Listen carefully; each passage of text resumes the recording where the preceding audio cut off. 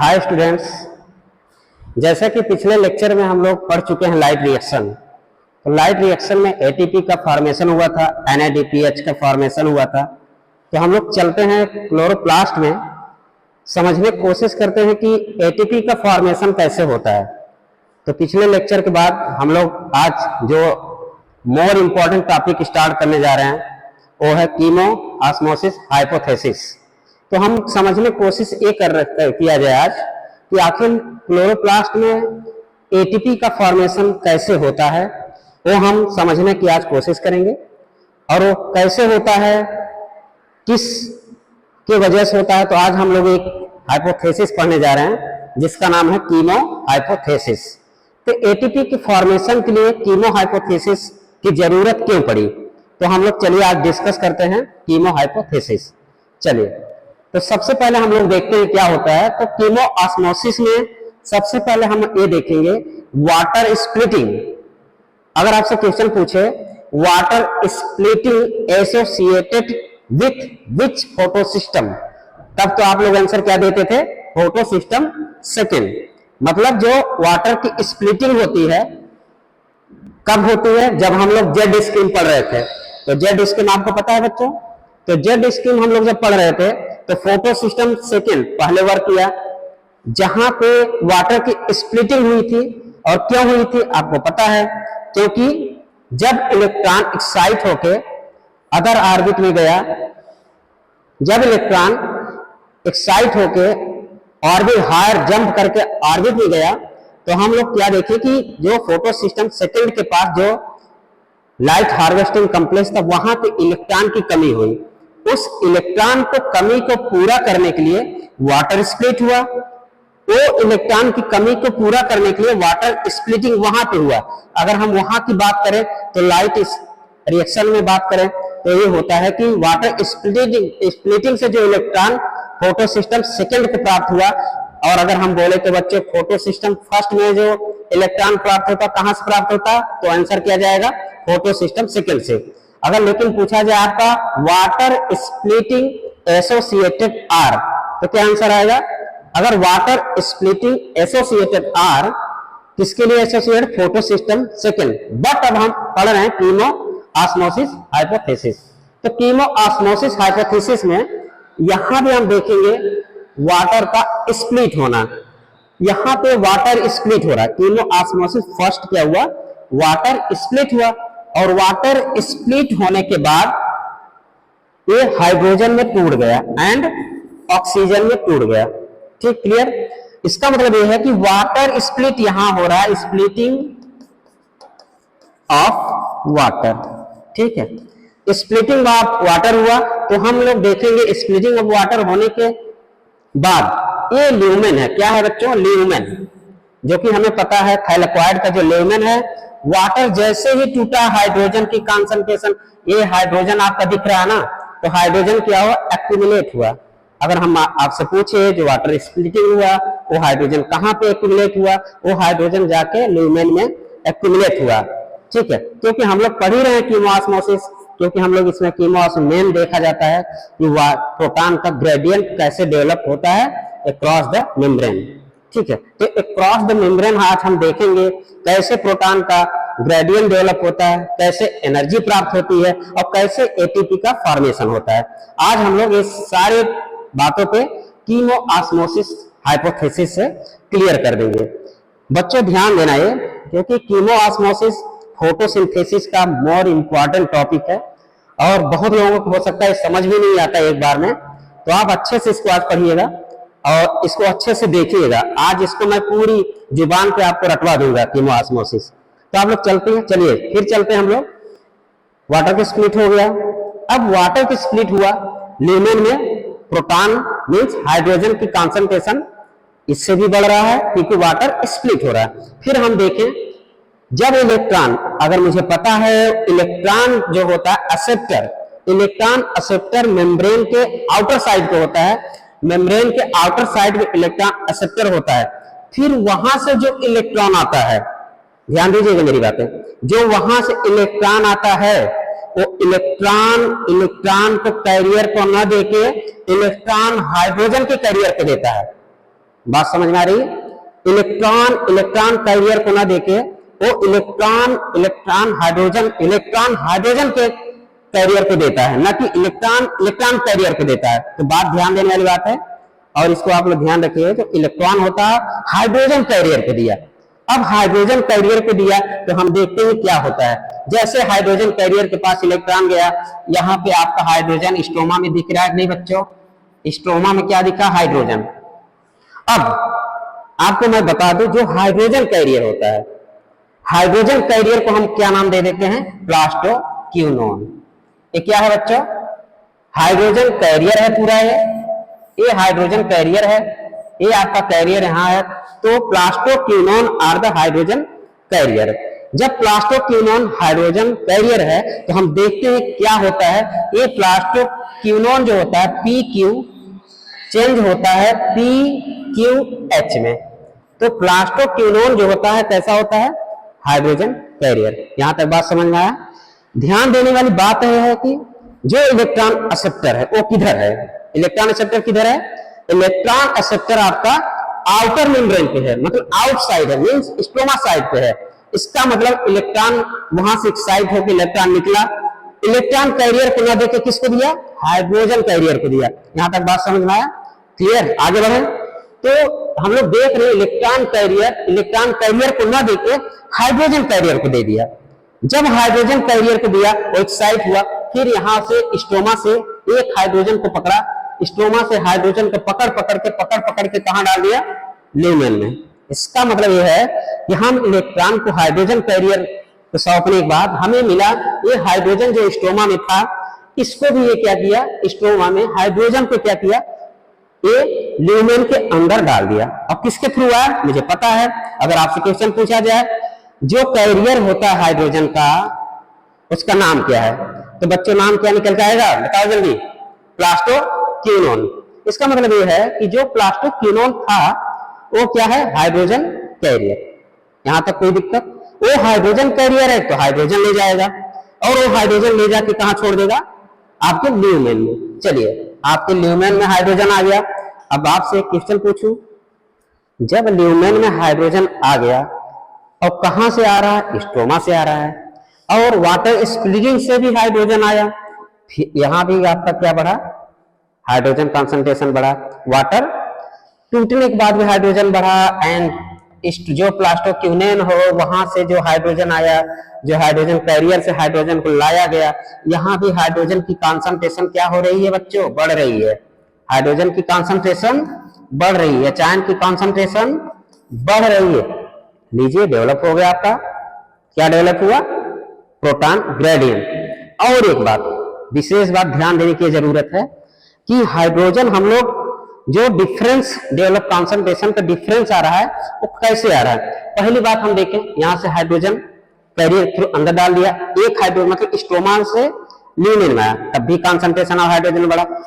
H2O टूटा, hydrogen उससे भी बढ़ा। फिर स्ट्रोमा में क्या होता है? जो ए वाला हाइड्रोजन है, ए वाला हाइड्रोजन मतलब कि स्ट्रोमा से हाइड्रोजन का रिमूव भी होता है, और वो रिमूव किसके वजह से होता है? यहाँ पे एक एंजाइम पाया जाता है। उस एंजाइम का नाम बताओ बच्चों। तो उस एंजाइम को हम लोग क्या नाम देते हैं? NADPH reductase. NADPH रिडक्टेज के प्रेजेंस में यहाँ पर रिडक्शन होता है, जो स्ट्रोमा का हाइड्रोजन होता है अटैच हो जाता है किससे? NADP पॉजिटिव से। फिर हम देखते हैं कि NADP पॉजिटिव रिड्यूस हो गया, किस में रिड्यूस हुआ? NADPH में। NADP में H में रिड्यूस हुआ। तो फिर हम देखें OH कहां से आया? OH आया कहां से? OH आपका आया आपका स्ट्रोमा से। कहां से आया बच्चों? स्ट्रोमा से। इसका मतलब यह है कि यहां से भी स्ट्रोमा से भी H प्रोटॉन, H मतलब H positive means proton, stroma से यहां से भी प्रोटॉन अंदर आया, स्ट्रोमा से यहां से भी प्रोटॉन NADP को रिड्यूस करके NADPH बनाया, जिसकी वजह से स्ट्रोमा में हाइड्रोजन की कंसंट्रेशन क्या हो रही है बच्चों? डिक्रीज हो रही है। समझ में आया? इसका मतलब यह है कि अब हमें प्रोटॉन ग्रेडियंट मेम्ब्रेन के अक्रॉस मिलने लगा। तो जो ये हाइड्रोजन अक्रॉस द मेम्ब्रेन आया, किसके थ्रू आया? प्लास्टोक्विनोन। ये वाला हाइड्रोजन जो स्ट्रोमा से रिमूव हुआ, किसके थ्रू रिमूव हुआ? किसके थ्रू रिमूव हुआ, एक NADPH में रिड्यूस हो गया। और उस रिड्यूस करने के लिए कौन से एंजाइम की जरूरत पड़ी, कौन से एंजाइम की बच्चों, NADPH रिडक्टेज, NADP रिडक्टेज की जरूरत पड़ा, जिसके वजह से स्ट्रोमा से फिर एक हाइड्रोजन रिमूव हो गया। इसका मतलब यह है कि हाइड्रोजन कंसंट्रेशन कम हुआ, कहां पे कम हुआ, स्ट्रोमा में, हो गया ग्रेडियंट डेवलप, एक तरफ ज्यादा कंसंट्रेशन, एक तरफ कम कंसंट्रेशन। तो हम ध्यान देने वाली बात यह है कि हाइड्रोजन कंसंट्रेशन ज्यादा हो रहा है ल्यूमेन में, और मुझे पता है pH इक्वल टू क्या होता है बच्चों, pH equal to 1/H ion का कंसंट्रेशन। इसका मतलब ये है अगर हाइड्रोजन का कंसंट्रेशन ज्यादा तो pH क्या हो जाएगा, कम, हाइड्रोजन का कंसंट्रेशन ज्यादा तो pH कम, ठीक है। तो यहां पे हाइड्रोजन की संख्या ज्यादा तो pH हो गया लो, pH हो गया डिक्रीज, ठीक, क्योंकि यहां पे हाइड्रोजन की संख्या ज्यादा हो रहा है जिसके वजह से pH लो हो गया। और अगर हम स्ट्रोमा की बात करें, स्ट्रोमा में क्या होता है, हाइड्रोजन का कंसंट्रेशन कम तो pH क्या हो जाता है बच्चों, हाई। इसका मतलब यह है कि स्ट्रोमा का pH हो गया हाई और ल्यूमेन का pH हो गया लो। इसका मतलब ग्रेडियंट डेवलप हुआ। चलिए, ग्रेडियंट डेवलप होना हो गया। अब हम शुरू करते हैं, ग्रेडियंट डेवलप होने के बाद एनर्जी आखिर आती कहां से है। अब ये ब्रेक होना चाहिए, हाइड्रोजन जो आपका बना, प्रोटॉन ग्रेडियंट बना, उसको चलिए हम लोग अब ब्रेक करते हैं। अब ब्रेक करने के लिए हम लोग एक बात समझ में आ रही है कि ब्रेक करने के हमारे पास एक एटीपी सिंथेज है। एटीपी सिंथेज है तो हम हाइड्रोजन का मूवमेंट जो कराने चाहते हैं, अगर हाइड्रोजन यहां से निकलने की कोशिश किए या प्रोटॉन ग्रेडियंट ब्रेक होने की कोशिश करें तो यहां पे हाइड्रोजन का मूवमेंट जो होता है stroma to lumen, stroma to lumen. तब हाइड्रोजन मूवमेंट करते समय, जब मूवमेंट करते समय, और आपको पता है एटीपी सिंथेज के 2 पार्ट्स आपको पता होना चाहिए, एटीपी सिंथेज के 2 पार्ट, और 2 पार्ट में पहला पार्ट क्या होता है, CF0, दूसरा क्या पार्ट होता है, CF1। क्लियर, मतलब CF0, ये आपका CF0 है बच्चों, CF0 एटीपी सिंथेज का ये है 1, मतलब CF1 पार्टिकल एंड CF0। आपको पता होना चाहिए CF0 आपका जो एटीपी सिंथेज का जो मेम्ब्रेन में बनाया तो क्या बनाया, मेम्ब्रेन में बनाया तो क्या बना, मतलब ये इम्बेडेड, जो CF0 है इम्बेडेड इन मेम्ब्रेन। इसका मतलब CF0 कहां पे है, embedded in membrane, embedded in membrane, तो एक चैनल बनाया, ठीक, क्लियर। तो हम क्या नाम दें उस चैनल का, ये मेम्ब्रेन है, इधर से इधर आ रहा है, इसका मतलब ट्रांस मेम्ब्रेन चैनल। क्या बना बच्चों, ट्रांस मेम्ब्रेन चैनल। अगर आपसे क्वेश्चन पूछा जाए कि ट्रांस मेम्ब्रेन चैनल कैसे बनता है तो आपका आंसर क्या आएगा, जो CF0 पार्टिकल होता है वो मेम्ब्रेन में धंसा होता है, वही हमारा ट्रांस मेम्ब्रेन चैनल बनाता है, जिसको थ्रू प्रोटॉन का मूवमेंट होता है। जब प्रोटॉन का मूवमेंट होगा, जब एक जो ग्रेडियंट ब्रेक हो रहा है, ब्रेक होते समय आपको पता है, ब्रेक होते समय जब प्रोटॉन ग्रेडियंट ब्रेक होता है ना बच्चों, बहुत एनर्जी निकलती है, इतनी एनर्जी निकलती है तो आपके पास पता है एटीपी के पास CF1 है, CF1 भी है एटीपी के पास। जैसे वो एनर्जी की यूज कहां पे करेगा, वो एनर्जी की यूज करेगा जो CF1 पार्टिकल है, इसके शेप में कॉन्फॉर्मेशनल चेंजेस हो जाएगा। कहां पे, एटीपी सिंथेज एंजाइम है, एंजाइम में कुछ एक्टिव साइट होते होंगे, जो एक्टिव साइट है ये कॉन्फॉर्मेशन जो शेप है CF1 पार्टिकल का, CF1 पार्टिकल का जो शेप कॉन्फॉर्मेशनल चेंजेस होता है ना, वो जो इतनी प्रोटॉन ग्रेडियंट ब्रेक होता है, जो एनर्जी निकलती है वही एनर्जी चेंज करता, कॉन्फॉर्मेशनल चेंजेस लाता है। किसमें कॉन्फॉर्मेशनल चेंजेस लाएगा, CF1 पार्टिकल में। इसका मतलब यह है CF1 पार्टिकल में जैसे ही चेंजेस आया, जो ये एटीपी सिंथेज है ना, इस रिएक्शन को इतनी तेजी से कैटलाइज करेगा, एटीपी के पैक्ड एटीपी बनना शुरू हो जाए, खूब एटीपी बनेगा, एटीपी में एटीपी बनने लगता है। और किसके वजह से बनता है, मुझे पता है, जैसे एंजाइम किसी रिएक्शन को कैटलाइज करता है, जैसे ही कोई एंजाइम किसी रिएक्शन को कैटलाइज करता है, तो मुझे पता है कि वो रिएक्शन फास्ट हो जाता है, जल्दी जल्दी प्रोडक्ट बनाना शुरू करता है। इसका मतलब ये है ये एंजाइम सिंथेज इस CF1 पार्टिकल के कन्फॉर्मेशनल चेंजेस की वजह से क्या हो गया यहाँ बच्चों, इसमें चेंजेस होने की वजह से जल्दी जल्दी एटीपी के क्या बनेगा, पैड एटीपी बनाने लगता है। एनसीईआरटी की लाइन है पैड एटीपी।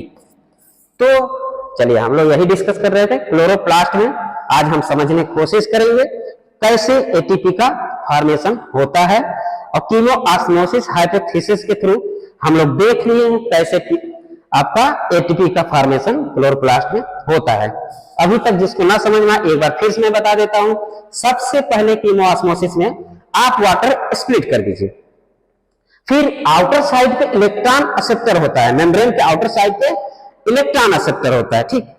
वहां से इलेक्ट्रॉन एक्सेप्ट होने के बाद इलेक्ट्रॉन कैरियर को इलेक्ट्रॉन ना देके इलेक्ट्रॉन हाइड्रोजन कैरियर को देता है, जिसकी वजह से हाइड्रोजन स्ट्रोमा से पकड़ के, और वो पकड़ता कौन है बच्चों, ये plastoquinone are the hydrogen carrier. इसका मतलब यह है जो प्लास्टोक्विनोन है वो आपका हाइड्रोजन कैरियर है। उस हाइड्रोजन को पकड़ के आपके ल्यूमेन में हाइड्रोजन की कॉन्सेंट्रेशन बढ़ाता जाएगा, ठीक है।